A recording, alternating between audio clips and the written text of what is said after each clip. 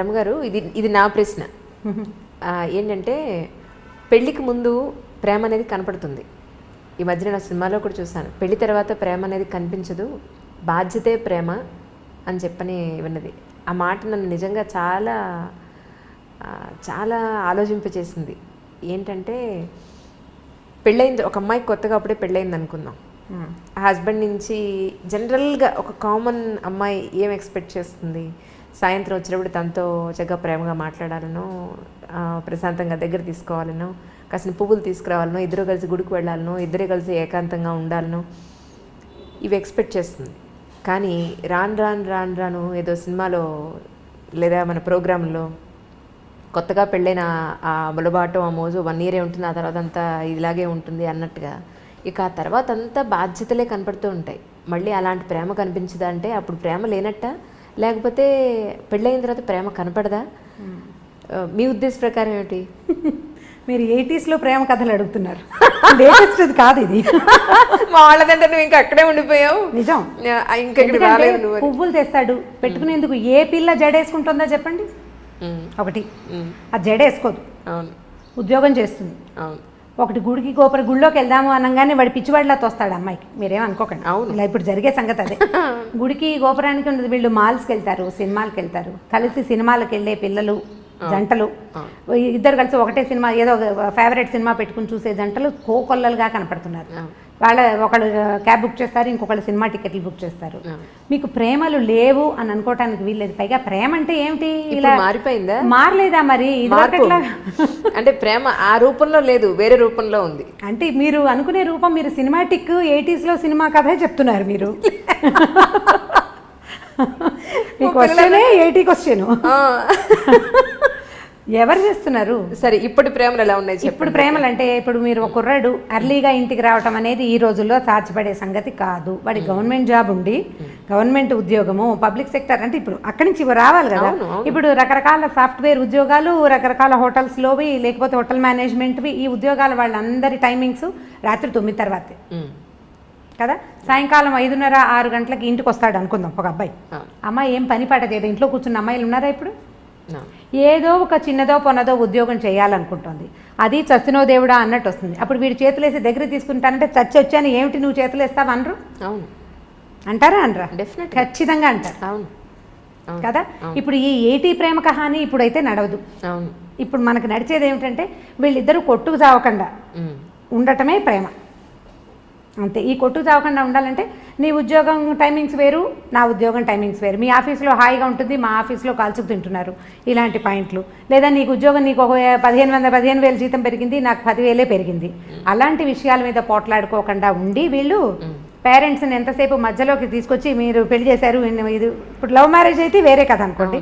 ఇప్పుడు arranged marriage అయితే అమ్మ నాన్న చేరుతుంటారు కదా మధ్యలో, వాళ్ళని ఎంతసేపు ఏమంటారు పంచాయతీలకు పిలవకుండా ఉంటే దాన్నే ప్రేమ అనుకోవాలి ప్రస్తుతం. ఏ పంచాయతీ లేదంటే వాళ్ళు ప్రేమగా ఉన్నట్టు. మీకు ప్రేమ అంటే ఇబ్బంది పెట్టకుండా ఉండటము ప్రేమ, అంతేగాని సినిమా చూపించటమో, బయటికి తీసుకెళ్ళటమో, ఏదైనా తినిపించటమో దాన్ని పూర్తి స్థాయి ప్రేమగా అనుకోవడం మనకి వీల్లేదు. ఇప్పుడు ఇబ్బంది పెట్టకూడదు, సతాయించకూడదు, ఎంతో కొంత హెల్ప్ఫుల్గా ఉండటం, దాన్నే ఈ రోజుల నాటికి ప్రేమని అనుకోవాలనిపిస్తుంది నాకు. ఇప్పుడు అమ్మాయి ఏదో ప్రెగ్నెన్సీ, ఆఫీస్కి వెళ్తుంది, ఎట్లా కష్టపడి వెళ్తుంది, దానికి కొంచెం హెల్ప్ చేయటం, కొంచెం పని చేయటం. ఆ అమ్మాయి వచ్చేసరికి పనులు పేర్చి ఉంచకుండా కొంత పని అయినా చేసి కూర్చోబెట్టి వీడే సరుకులు కొనుక్కొచ్చి అవన్నీ చేయక్కర్లేదు, కొంత హెల్ప్ చేస్తే చాలు. మనం ఎలా తెలుసుకుంటున్నామంటే అడ్వర్టైజ్మెంట్స్లో కూడా అవే కనిపిస్తాయి. అమ్మాయి కాళ్ళు చాపుకుని కూర్చుంటే మొగుడు ఇల్లు వాకిలి తుడుస్తూ కనిపిస్తాడు. అది చూసి వీళ్ళు నువ్వు అలా తుడవట్లేదు అంటే ఎవరు తుడుస్తారు? ఎక్కడైనా జరుగుతుందా అట్లా? ఎక్కడా జరగదు. నువ్వు ఒళ్ళంచకుండా కాళ్ళు చాపు కూర్చుంటే నీకు నార్మల్ డెలివరీ ఎలా అవుతుంది? నువ్వు పిల్లడికి పాలిచ్చి ఎలా పెంచుకుంటావు? నువ్వు 4 పనులు చేసుకుంటేనే బాగుంటుంది.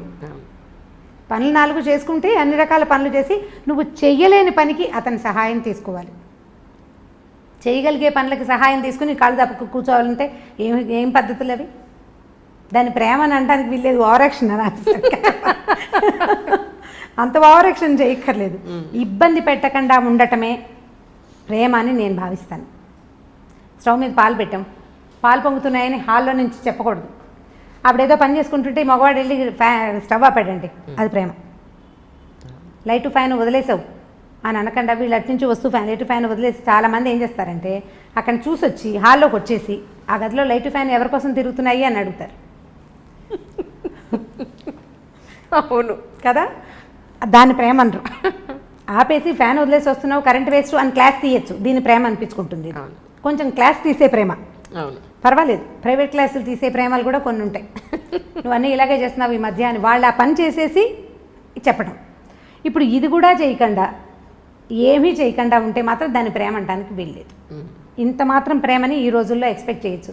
అంతేగాని సినిమాటిక్గా సాయంకాలం అయ్యేసరికల్లా వచ్చేసి మనకు పనులు చేసి పెట్టేసి మన బయటికి తీసుకెళ్ళేసి వాడు ఎంత చచ్చిపోతున్నారు, ఇవాళ రేపు ఉద్యోగాల్లో ఎంత స్ట్రగుల్ అవుతున్నారు, ఉద్యోగాల్లో పోటీ, ట్రాఫిక్లో హడావిడి, ఎంత బాధపడుతున్నారో. పైగా ఎంతసేపు నెల తిరిగేసరికి వచ్చేసే ఈఎంఐలు, ఈ లోన్లు, క్రెడిట్ కార్డులు, అవన్నీ మన వెసులుబాటు కోసం ప్రతి వస్తువు పదునైన కత్తే కదా.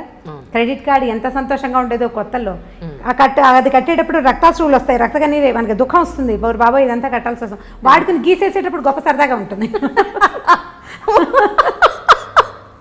మా వాళ్ళని ఎత్తుపట్టు ఏమన్నా ఆల్రెడీ మీకు అనుభవం ఉన్నట్టుంది అదిగో కదా.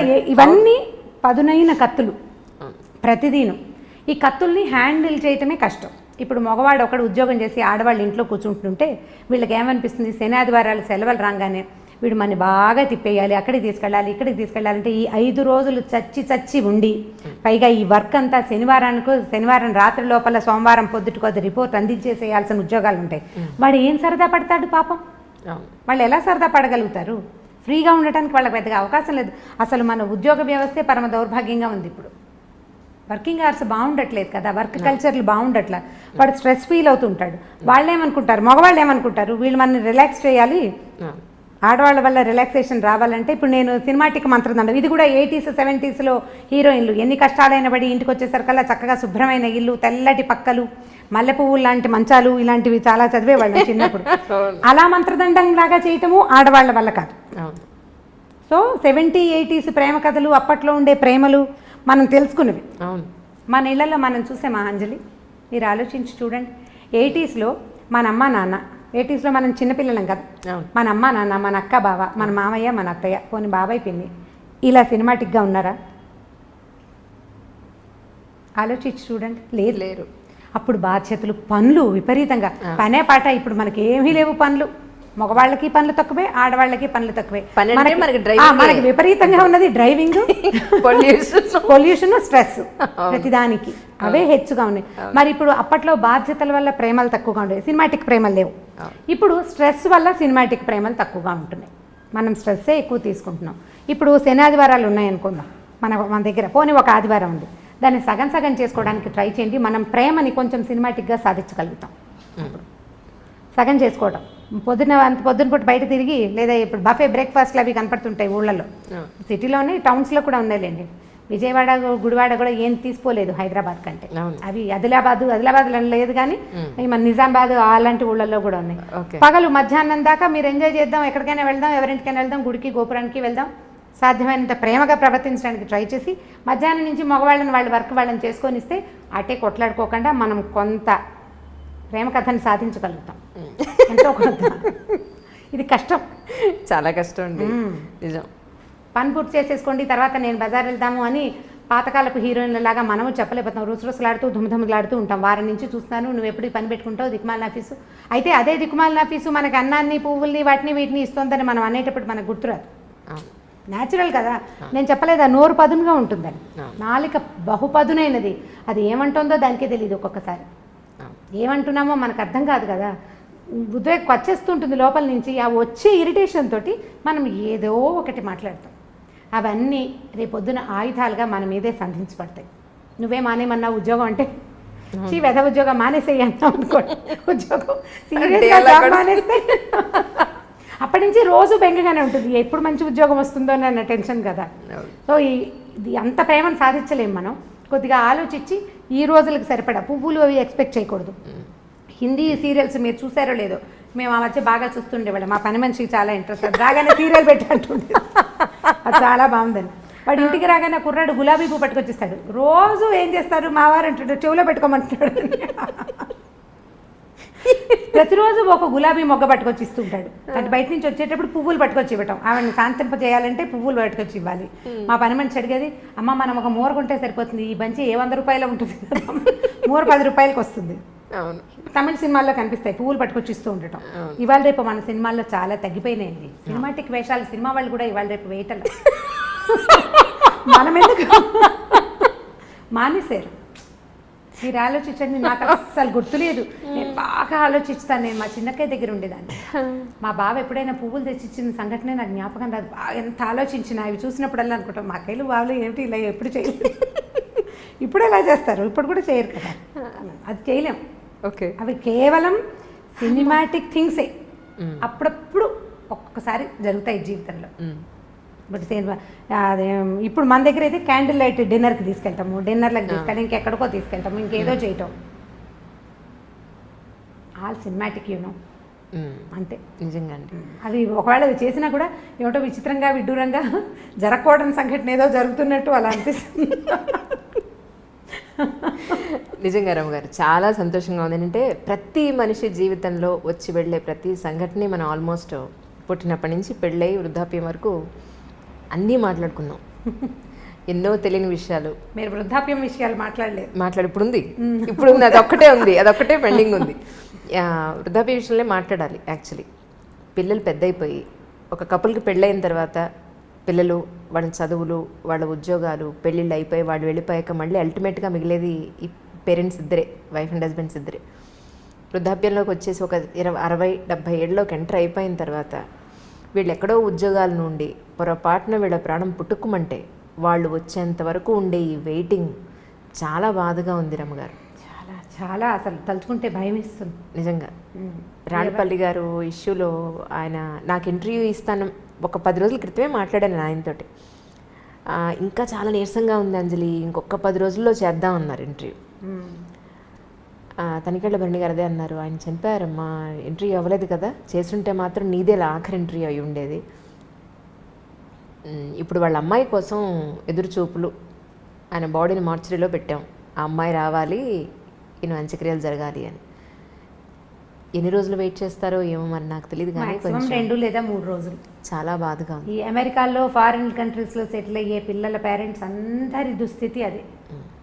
ఇప్పుడు ఇదివరకు అనేవాళ్ళు ఎలా బతికామనేది కాదు, ఎలా పోయామనేది ఇంపార్టెంట్. బతకటం ఒక రకమైన బతుకు అనుకోండి, ఎట్లా కొట్లా. ఈ చనిపోయిన తర్వాత అసలు ఇలాంటి మాటలు మాట్లాడడానికి కూడా కష్టంగానే ఉంటుంది. వాళ్ళ పిల్లలు రాలేదు అంటే ఆ బాడీని ఇంట్లో పెట్టుకునేందుకు, వాళ్ళు చివరి క్షణం దాకా జీవించిన ఇంటికి ఇక దాన్ని ఉంచకూడదు. ఇలాంటి దుస్థితి ఎవరికీ రాకూడదు అనిపిస్తుంది. మా కజిన్స్లో, చుట్టాల్లో, చుట్టుపక్కల ఎదురుకుండా ఇళ్లలో అసలు మేము ఉన్న లైన్కి, రాళ్లపల్లి గారి ఇంటి పక్కనే బిల్డింగ్లోనే ఉండేది. ఈ ఎదురుకుండా లైన్ అసలు వృద్ధాశ్రమాలు అంజలి. అవి అందరి ఇళ్లలోనూ ఓన్లీ పెద్దవాళ్లే ఉన్నారు. పిల్లలందరూ ఫారిన్లో సెటిల్ అయ్యారు. ఈ పెద్దవాళ్ళు ఓపికగా ఉన్నన్నాళ్ళు సంవత్సరం వెళ్ళొస్తూనే ఉంటారు. 6 నెలలు ఉండొస్తారు, 6 నెలలు ఇంటికి వచ్చి ఇక్కడ ఉంటుంటారు. ప్రతి సంవత్సరం లేదా సంవత్సరం 2 ఏళ్ళు ఉండిపోయి మధ్యలో ఎప్పుడో ఇక్కడికి వచ్చినప్పుడు వీళ్ళల్లో ఒకళ్ళు పోతే రెండో వాళ్ళ పరిస్థితి వర్ణనాతీతం. వీళ్ళు ఏం చేయాలో తెలీదు, ఇక్కడ ఎవ్వరు ఉండరు, ఏ ఆసరా ఉండదు. ఇలాంటప్పుడే కదా మోరల్ సపోర్టు, పిల్లల సపోర్టు కావాలి. ఒంటరిగా దిక్కులేని పక్షుల్లాగా అయిపోతారు. వాళ్ళు వచ్చేదాకా ఈ బాడీ, ఈ శరీరాన్ని ఇంట్లో ఉంచలేం కదా, ఉంచే అవకాశం లేదు. అసలు మార్చురీలు ఎందుకున్నాయిరా అనిపిస్తే ఇలాంటి దానికోసం ఉన్నట్టు అనిపిస్తుంది. వీళ్ళని అక్కడ ఉంచటం, ఈ 2వ రోజుకే సాయంకాలానికే అవసరం మారిపోతుంది కదా మన పరిస్థితి. ఈ మారిపోయే పరిస్థితిని అవాయిడ్ చేయడానికి అక్కడెక్కడో పెడితే కనీసం పోయినప్పుడు ఒక ఇద్దరు వాళ్ళ పక్కన కూర్చొని ఏడ్చే పరిస్థితి కూడా లేదు కదా, అది కూడా లేదు. వీళ్ళు ఇంట్లో ఉండిపోతారు. కానీ వీళ్ళు ఏడిస్తే వీళ్ళని ఓదార్చడానికి కూడా ఎవరు మనుషులు లేరు, పిల్లలు లేరు, ఎవరో వస్తారు చుట్టాల పక్కలు ఉన్నవాళ్ళు. మా ఎదురింట్లో చూశాను నేను ఇలాంటిదే. రాళ్లపల్లి గారు పాపం ఆయన అక్కడ దిగి కారెక్కి వెళ్తుండేవారు ఎక్కడికైనా. నాకేం ప్రత్యక్షంగా వారితో పరిచయం లేదు, కానీ పక్కనే కదా బిల్డింగ్, దిగి వస్తుంటే చూస్తుండేవాళ్ళు. ఇప్పుడు వాళ్ళ అమ్మాయి వచ్చేదాకా ఆగాల్సిందే. ఎవరైనా ఇదే పరిస్థితి. ఈ అమ్మ నాన్నలు పెద్దవాళ్ళు అయ్యాక ఫారిన్లో సెటిల్ అయ్యే పిల్లలు ఆలోచించాలి దీని గురించి అనిపిస్తుంది నిజంగా. ఇప్పుడు వాళ్ళు పిల్లలు ఒక చోట ఉంటారు, వాళ్ళ పిల్లలు కూడా రేపు ఒక చోట. అంటే దీనికి పెద్ద ఇంపార్టెన్స్ ఇవ్వని మనస్తత్వాలు ఉన్నాయి అనుకోండి, అదేం పెద్ద ఇదేం కాదు. కానీ మనము ఆ స్థితిలోకి వచ్చాక కానీ కొన్ని విషయాలు మనకు అర్థం కాదు. మనం ఆ పరిస్థితిలోకి వెళ్తే కానీ అర్థం కాదు మనకి. ఇప్పుడు అర్థమయ్యాక మనం చేతులు కాలేక ఆకులు పట్టుకున్నట్టుగా అప్పుడు ఇంకా చేయగలిగేది ఏమీ లేదు కదా. కొంచెం ఆ పేరెంట్స్ పెద్దవాళ్ళు అయితే పిల్లలు ఇండియాలో ఉండి అని లేదా వాళ్ళు ఎక్కడుంటారు అక్కడే ఉండటం, లేదా వీళ్ళని తమ దగ్గరే ఉంచుకోవటం లాంటిది ఏదైనా చేస్తే బాగుంటుందేమో అనిపిస్తుంది. వీళ్ళు అక్కడ ఇమ్మడలేకపోతారు పాపం, వీళ్ళు అక్కడ ఉండలేకపోతారు. వీళ్ళ ఎన్వైర్న్మెంట్కి ఒక అలవాటు పడి ఉంటాం కదా ఇది, అందుకని వీళ్ళు ఇక్కడ ఉండటం, వాళ్ళు బయట ఎక్కడో ఉండటం. ఇవి బయట కంట్రీస్లో సెటిల్ అవ్వటం పిల్లలంటే ముందంతా భలే సరదాగా ఉంటుంది. అంటే వీళ్ళు నడి వయసులో ఉండగానే పిల్లలు బయటికి వెళ్ళిపోతారు, రకరకాల వస్తువులు పంపిస్తారు, బోల్డ్ డబ్బు వస్తుంది. అంతకుముందు చిన్న డబల్ బెడ్రూమ్ ఇళ్లలో ఉండేవాళ్ళు పెద్దగా లావిష్గా పెద్ద పెద్ద ఇళ్ళు కొనుక్కుంటారు, ఓ వంట మనిషిని పెట్టుకుంటారు, చాలా ఇళ్లలో కనపడుతుంది సహాయానికి. అక్కడి నుంచి ఓ పని మనిషిని ఎవరినో పెడతారు, అక్కడికి ఇక్కడికి ట్రిప్పులు వెళ్ళొస్తారు, పిల్లలు ఫ్లైట్లు బుక్ చేసేస్తారు, వెళ్తూ ఉంటారు. ఓపిక సడలని అంతకాలము బాగుంటుంది, చాలా ఎంజాయ్ చేస్తారు జీవితాన్ని పిల్లలు. బయట అందరూ కాదు 80% ఇళ్లలో జరుగుతుంది ఇట్లా. కొన్ని ఎక్సెంటిస్ ఏవో చిత్రమైన కేసులు జరుగుతాయి, అసలు పట్టించుకొని కొడుకులున్న వాళ్ళు కూడా కనిపిస్తుంటారు, కానీ లోక సహజంగా జరిగేది. వీళ్ళ ఓపిక తగ్గి ఈ ఇద్దరిలో ఒకళ్ళు దాటిపోయే స్థితి వచ్చినప్పుడు అప్పుడు వస్తుంది సమస్య. కరెక్ట్. ఇప్పుడు ఇంతకాలం ఎంజాయ్ చేసి పిల్లల్ని ఏమంటారు, మీరు మమ్మల్ని వదిలిపెట్టి వెళ్ళిపోయారు, దూరాన్ని ఉన్నారు అని అనలేకపోతారు. వాళ్ళ కోసం వీళ్ళు వెయిట్ చేయాల్సే వస్తుంది. ఇప్పుడు ఒక మంచి ఒక చెడు అవునండి పక్కపక్కనే ఉంటాయి కదా. ఈ పక్కపక్కనే ఉండటంలో ఈ పిల్లలు ఫారిన్ కంట్రీస్లో ఉండటం, భార్యాభర్త ఇక్కడ మిగిలిపోవటం ఒక లైన్గా జరిగిపోతూనే కనపడుతుంది. అసలు ఇదివరకు ఎక్కడో అక్కడక్కడ కనపడేది, ఇప్పుడు ప్రతి ఆల్టర్నేట్ ఇంట్లోనూ ఒక సమూహంలో సగానికి పైగా ఇలాంటివే ఉన్నాయి. మా అక్కయ్యల పిల్లలు కూడా మగ పిల్లలు ఫారిన్లో ఉన్నారు. మా పరిస్థితులు కూడా అదే, కొన్నాళ్ళు పోయాక మేము కూడా అదే లైన్లోకి వెళ్తామని అనిపిస్తుంటుంది. మా అక్కయ్యలు పెద్దవాళ్ళు కొంచెం చాదస్తంగా కాస్త ధోరణిగా బిహేవ్ చేస్తే ఓ 10 ఏళ్ళు పోయాక నేను కూడా ఇంతేనేమో అనిపిస్తుంది. 10 ఏళ్ళు అలాగే అవుతాం కదా. ఇప్పుడు మీరు పై వాళ్ళని చూసే అవకాశం లేకపోతే చాలా నేర్చుకోలేము అంజలి. మన ముందు తరాన్ని ఫ్రీక్వెంట్గా చూసే అవకాశం ఉంటే మనం జీవితాన్ని చాలా తెలుసుకోగలుగుతాం, చాలా నేర్చుకుంటాం, ఎక్కువ తెలుస్తుంది. ఇప్పుడు నాకు ఎక్కువ తెలియటానికి కారణం నా ముందున్న తరాలన్నీ నాకు క్లోజ్గా ఉండటమే. నాకు అదొక అదృష్టమే.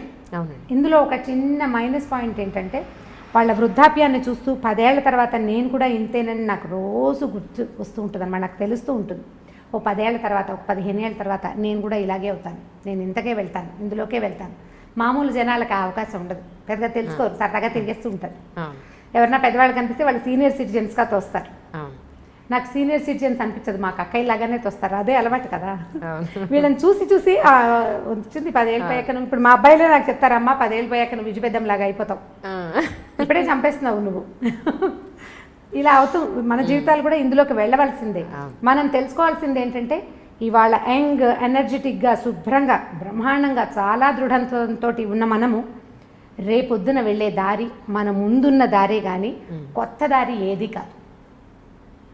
అసలు సృష్టిలో కొత్తది లేదు, ఏది లేదు. ఇప్పుడు మనం ఒక విశృంఖలమైన ప్రపంచాన్ని చూస్తున్నాం.